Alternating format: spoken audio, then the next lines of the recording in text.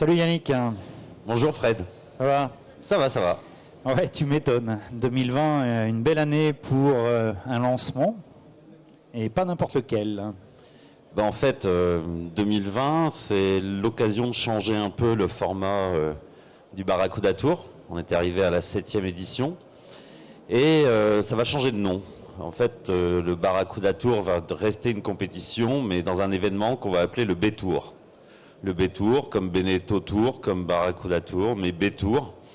Et ça va devenir un événement en 4 grands temps assez forts, des temps forts qui sont, d'abord c'est le festival de la pêche en mer et du motonautisme. On veut mettre l'accent sur l'animation, la découverte, des ateliers pour essayer des bateaux, essayer du matériel. Ce sera aussi l'occasion de faire un festival d'essais pour nous. On est d'abord constructeur de bateaux et constructeur de bateaux avec une gamme hors bord qui est composée de 16 bateaux. Donc on aura ces 16 bateaux à l'essai pendant l'intégralité de l'événement.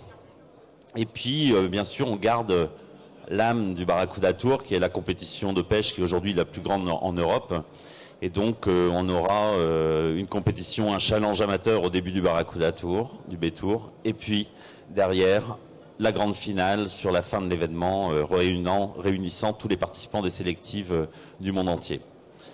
Donc, cet événement, en fait, il va changer un peu de forme, mais l'esprit va rester le même. On va garder toute la convivialité et l'aspect aussi des bateaux covrés. Par contre, il n'y aura pas que des barracudas, parce qu'aujourd'hui, la flotte de barracuda va se transformer en une flotte d'Antares, de flyers et de barracuda, parce que c'est vrai qu'aujourd'hui, beaucoup de gens pêchent aussi en barracuda, mais beaucoup de gens pêchent en Antares, en flyer, et on va agrandir la famille.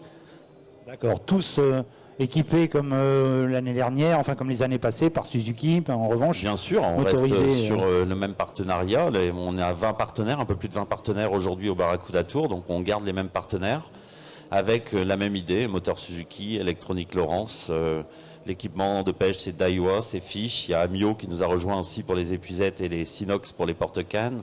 Voilà, la famille s'agrandit tout doucement, mais on va garder cet état d'esprit de partenariat avec les mêmes partenaires. Ah oui, bah c'est fabuleux pour avoir participé l'année dernière, avoir animé cette manifestation qui dure 10 jours sur le port du Coresti. C'est franchement fabuleux. On voit les sourires, on a les images qui passent derrière nous. C'est-à-dire que tu disais tout à l'heure, la plus grande européenne, et pour moi, je dirais au niveau international, puisque il y avait 19 nationalités l'année dernière, avec un engouement, c'est impressionnant le nombre de gens qui avaient le sourire. Tout le monde avait le sourire. C'est une vraie fête, quoi. C'est une vraie fête du nautisme et de la pêche. C'est pour ça aussi le basculement sur festival. Je crois que la notion de festival veut bien dire les choses. Aussi, ouais. Vous connaissez comme moi un festival de musique, on y va parce qu'il y a plusieurs choix musicaux, parce qu'il y a plein de choses à faire pendant un festival. C'est l'idée aussi. On peut essayer des bateaux, on peut pêcher, on peut découvrir le rock fishing, il y a l'initiation aux juniors. Mais c'est vraiment ça, c'est la convivialité, l'ambiance qu'on veut mettre à travers ça. Et c'est vrai que l'impact, quand on regarde sur les réseaux sociaux, il est réel. Le partage, l'année dernière, on a touché plus de 2 millions de personnes à travers l'événement. Donc aller faire un salon pour présenter vos bateaux avec 2 millions d'entrées, c'est compliqué. Donc voilà, c'est tout ça, mais en même temps, ça reste une compétition qui a pris de la valeur parce qu'il y avait des gens qui venaient du monde entier.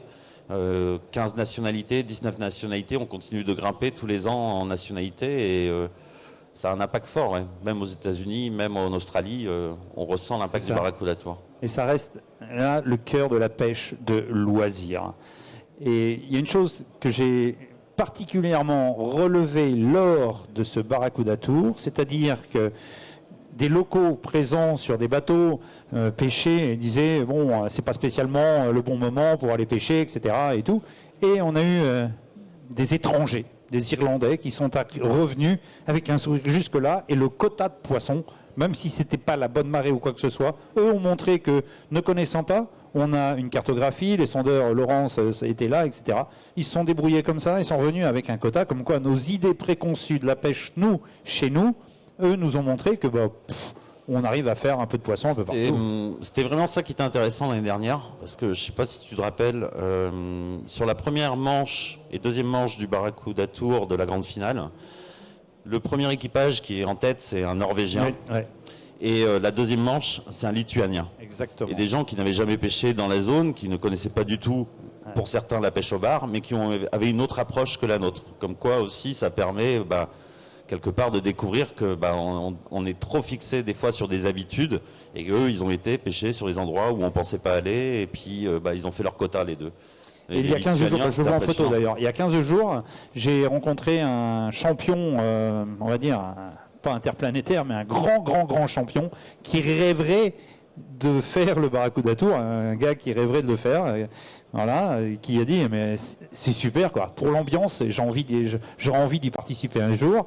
Et puis après j'ai rencontré Stéphane Drumset qui était présent également, qui lui découvrait la pêche en mer tout simplement et tout, et il était fou furieux. Et il y a plein de grands noms de la pêche que vous connaissez au niveau international qui aimeraient participer, ne serait-ce que par les images qui ont été diffusées et le sourire qui est apporté dans cette belle manifestation. Vraiment. Hein. Tu vois, j'ai une autre anecdote de pêche en fait. C'est il y a 2 ans, on a 4 Chinois qui sont venus, mais du fin fond de la Chine, c'était des millionnaires chinois qui avaient fixé dans leur vie 4 grands événements de pêche. Il y avait les États-Unis notamment pour aller pêcher les basses.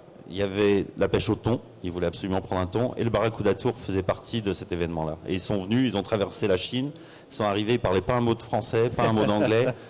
On s'en est sorti, mais voilà, c'est un exemple. Et c'est vrai que ça a de l'attrait au niveau, même très très loin. Quoi. Alors en 2020, les dates 2020 du 15 au 24 mai, au Cruesti, au port du Cruesti, dans la commune d'Arzon, avec un challenge amateur qui commencera le 15 au soir, 15-17.